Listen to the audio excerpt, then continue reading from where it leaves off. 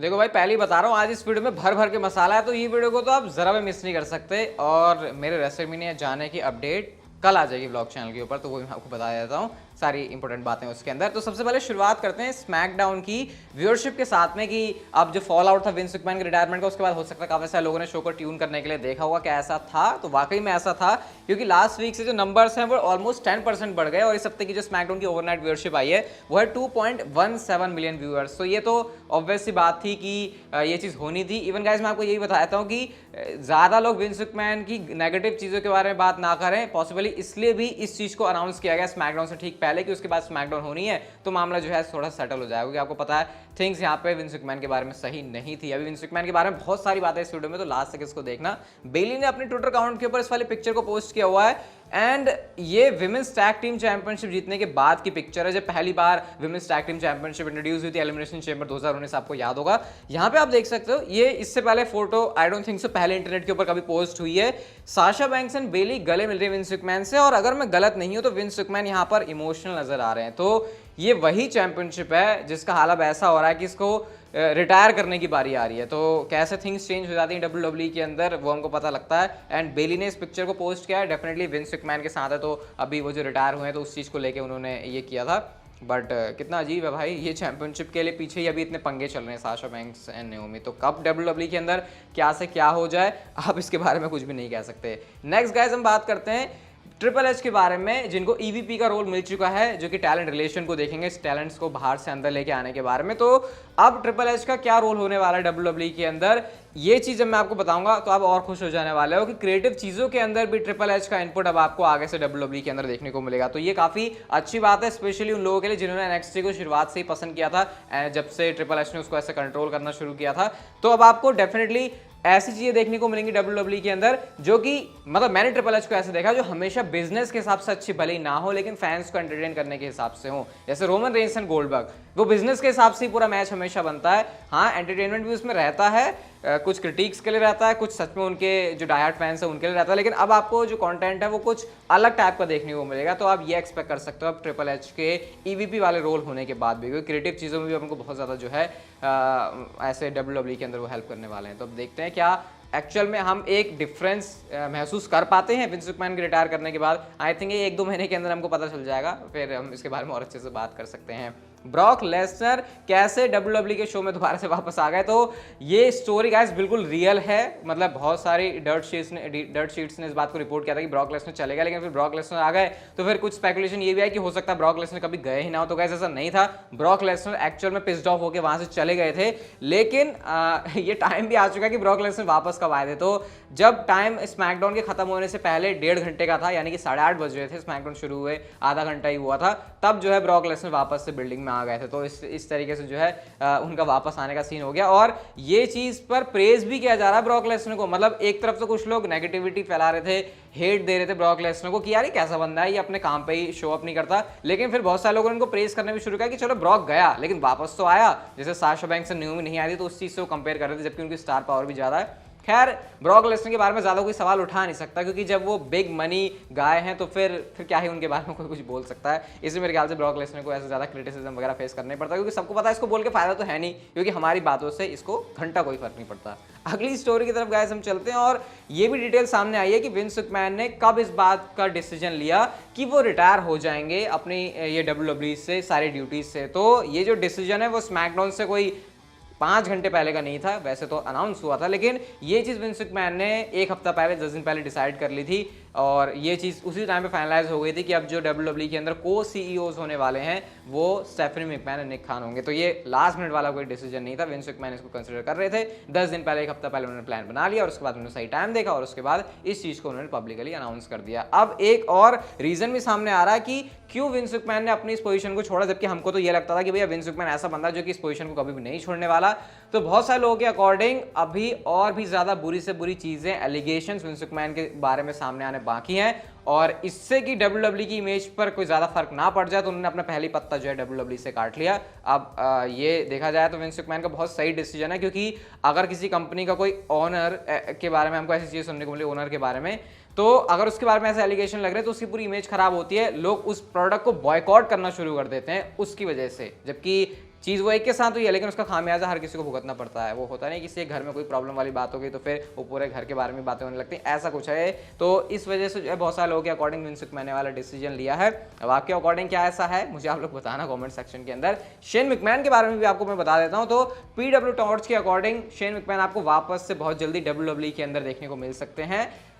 इस बात की रिपोर्ट्स है विंस मैकमैन के रिटायर होने के बाद। आप लोग बहुत पूछ रहे थे कि शेन मैकमैन को क्यों नहीं बनाया, तो आई थिंक शेन मैकमैन को विंस मैकमैन ने कभी इस नज़रिए से देखा ही नहीं कि ये बंदा जो है कंपनी की बागडोर संभालेगा। अब अगर विंस मैकमैन के बाद से स्टेफनी मैकमैन निक खान सीईओ बने हुए हैं, तो उसमें विंस मैकमैन का भी रोल है कि हाँ, रोल है क्या मतलब मेजॉरिटी जब जो डिसीजन मेकिंग पावर वो उनके पास है, तो फिर ये पावर भी उनके पास ही रहनी थी।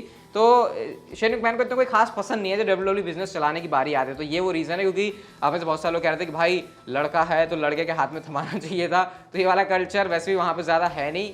मतलब वैसे क्या ही बोलें, लड़का लड़की में फ़र्क अब आपको पता ही है। और स्टेफनी मैकमैन वैसे भी डब्ल्यूडब्ल्यूई के अंदर इतने टाइम से तो हैं ही, वो सारे रोल वगैरह तो करती हैं। क्या क्या इससे पहले उनके रोल थे सीएमओ वाले, तो इस तरीके से स्टेफनी मैकमैन को वो रोल मिल गया। और बाकी निक खान को वो समझते हैं कि ये बिजनेस अच्छा चला सकता है, तो इसलिए उस चीज़ का कंट्रोल उन्होंने निक खान के हाथ में दे दिया और दोनों को जो है को सीईओज बना दिया अब डब्ल्यूडब्ल्यूई का। नेक्स्ट गाइस बात करते हैं यहाँ पे अंडरटेकर के बारे में, और अंडरटेकर ने टीवी 14 वाली रेटिंग के बारे में क्या कमेंट किया। सबसे पहले तो मैं आपको बताता हूँ कि डब्ल्यूडब्ल्यूई खुद कंफ्यूज है कि उनका प्रोडक्ट चल क्या रहा है। पीकॉक के ऊपर कुछ शोज को दिखाया था कि वो टीवी 14 वाला है, कुछ को नहीं दिखाया था। एक हुलू करके भी प्लेटफॉर्म है जो कि यूएसए के अंदर पॉपुलर है, वहां पर भी डब्ल्यूडब्ल्यूई की स्ट्रीमिंग वगैरह होती है, तो वहां पर भी कभी दिखाते हैं कभी नहीं दिखाते, तो ये काफी अजीब सा मामला है। लेकिन टीवी 14 हो जाएगा, उस बात में कोई शक नहीं लग रहा। तो अंडरटेकर ने यहाँ पर ये कहा कि बहुत अच्छा मूव है, स्पेशली इस चीज को देखते हुए कि जो डेमोग्राफिक ऑडियंस है वो 18 से 34 साल के बीच है। तो अगर अंडरटेकर जैसा बंदा इस टाइम पर ये कह रहा है कि डब्ल्यूडब्ल्यूई को टीवी 14 में स्विच कर जाना चाहिए, तो मेरे ख्याल से अब तो यहाँ पे ज्यादा कुछ इसके बारे में सवाल जवाब नहीं कर सकते और टीवी 14 में इसको बना दो। रॉ स्मैकडाउन में तो कह रहा पूरी डब्ल्यूडब्ल्यूई बना दो, क्योंकि अब ये बड़ा चेंज करने का टाइम आ गया है। एंड स्पेशली अगर इस मूवमेंट पर होता है तो फिर हमको पक्का एक बहुत तगड़ा फर्क दिखेगा विंस मैकमैन से पहले का और विंस मैकमैन से बाद का। नेक्स्ट मंडे नाइट रॉ जो कि मैडिसन स्क्वायर गार्डन से होने वाली है, यहाँ पर ऑफिशियली डब्ल्यूडब्ल्यूई ने एक मैच एडवर्टाइज कर दिया है ब्लड लाइन का, जहाँ पर ब्लड लाइन जो है स्टेप अप करने वाली है अगेंस्ट स्ट्रीट प्रॉफिट्स एंड उनके साथ होने वाले हैं रिडल। और ब्लड लाइन की जब मैं बात करूं तो मैं सिर्फ उसोस की बात नहीं कर रहा, रोमन रेंस इस मैच के अंदर कंपीट करने वाले हैं।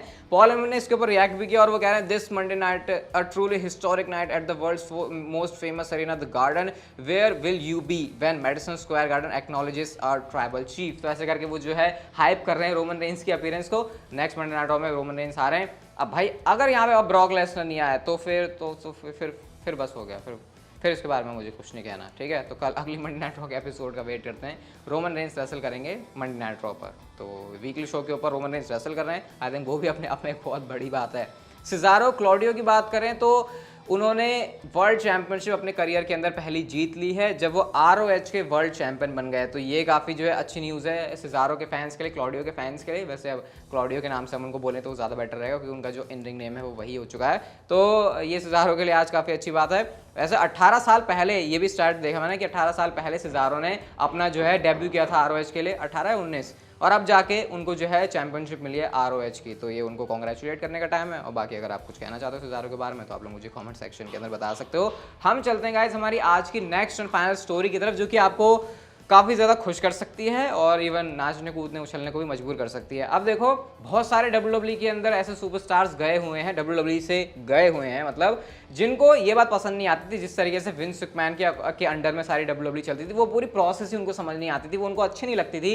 और इसका अगर मैं आपको एक प्राइम एग्जाम्पल दूं तो वो है dean Ambrose AKA John Moxley. तो गाइज अब क्योंकि विंस मैकमैन रिटायर हो चुके हैं एंड ट्रिपल एच उस पोजीशन के ऊपर आ चुके हैं जब वो बाहर से टैलेंट्स को रिक्रूट करके अपनी कंपनी के अंदर लेकर आएंगे, तो ये बात की पॉसिबिलिटी बहुत ज्यादा हाई है कि आपको AEW से सुपरस्टार्स, टॉप सुपरस्टार्स ना सिर्फ डब्ल्यूडब्ल्यूई के अंदर खुलेआम आते हुए दिखाई देंगे द वे हमने देखा कोडी रोड्स को, बल्कि ट्रिपल एच इंटरेस्टेड हैं इवन सुपरस्टार्स को लाने के लिए। मतलब एक तो होता है उनका आना और एक ट्रिपल एच का इंटरेस्ट दिखाना। और गाइस लिस्ट में जॉन मॉक्सली का नाम भी है कि वो पॉसिबली आपको डब्ल्यूडब्ल्यूई के अंदर देखने को मिल सकते हैं जब उनका कॉन्ट्रैक्ट AEW के साथ खत्म होगा। क्योंकि एक मैं आपको बात बताता हूं, जॉन मॉक्सली की प्रॉब्लम क्या थी डब्ल्यूडब्ल्यूई के अंदर। उनकी प्रॉब्लम थी, उन्हें तो सीधा सीधा बोला था मुझे क्रिएटिव चीज पसंद नहीं है, विंस मैकमैन मुझसे ऐसा करवाते हैं वैसा करवाते हैं, ये चीज मुझे पसंद नहीं है, और अगर मैं प्रो रेसलिंग कर रहा हूं तो मैं चाहता हूं चीजें मेरे अकॉर्डिंग हो, मेरी चीज अकॉर्डिंग नहीं होंगी तो फिर डब्ल्यूडब्ल्यूई से कोई फर्क नहीं पड़ता, मैं उस कंपनी के अंदर जाऊंगा। जहां पे मुझे अच्छी बुकिंग मिलेगी, मेरे अकॉर्डिंग मिलेगी। तो अब अगर विंस मैकमैन नहीं है, क्रिएटिव चीजें और लोगों के हाथ में है, स्टेफनी मैकमैन यहाँ पर इंचार्ज है, ट्रिपल एच इंचार्ज है, तो जॉन मॉक्सली का सीधा सीधा WWE में आने का अब जो चांस है वो बहुत ज़्यादा है, स्पेशली विंस मैकमैन के जाने के बाद मैं कह रहा हूँ। तो अब अगर आपके सपने हैं शील्ड को दोबारा से देखने के तो वो सच हो जाएंगे, इसके चांसेस अब और भी ज़्यादा हैं। मतलब मेरे अकॉर्डिंग तो शील्ड बनेगी बनेगी, मैं तो इस बात को पहले से ही मान रहा हूँ, चाहे अभी बने या सालों बाद बने, लेकिन ये प्रोसेस बहुत जल्दी हो सकती है क्योंकि डीन एम्ब्रोस को ऑब्वियसली कौन नहीं चाहेगा बड़े स्टेज के ऊपर वो परफॉर्म करे। AEW से बड़ा स्टेज टाइम पर WWE है और क्योंकि WWE में ऑलरेडी इतने टाइम से पैर जमाए हुए थे जॉन मॉक्सली के, तो अब अगर उनको उनके हिसाब से बुकिंग मिलती है तो फिर वो डेफिनेटली एक भी सेकंड नहीं लेंगे ये सोचने में कि उनको AEW से अपना जो शिप है उसको जंप करना है WWE के ऊपर। तो ये काफ़ी अच्छी, और ना सिर्फ मैं यहाँ पे जॉन मॉक्सली की बात कर रहा हूँ बल्कि उन सुपरस्टार्स की बात भी कर रहा हूँ जो कि AEW के लिए साइन इसलिए हुए थे क्योंकि WWE में उनको मज़ा नहीं आ रहा था। क्रिस जेरिको को हम एक्जैक्टली वो नहीं कह सकते क्योंकि अब तो वैसे उनका करियर नहीं चलने वाला, लेकिन हाँ बहुत सारे नाम जो कि आपने जाते हुए देखे WWE से वो आते हुए दिखाई दे सकते हैं फिर से WWE के अंदर। बताना फिर आपका क्या रिएक्शन है इस वाली स्टोरी के ऊपर, और आज की जो वीडियो थी वहीं तक की थी, अच्छी लगी तो like share subscribe notification bell को ऑन कर दो and see you guys in my next video.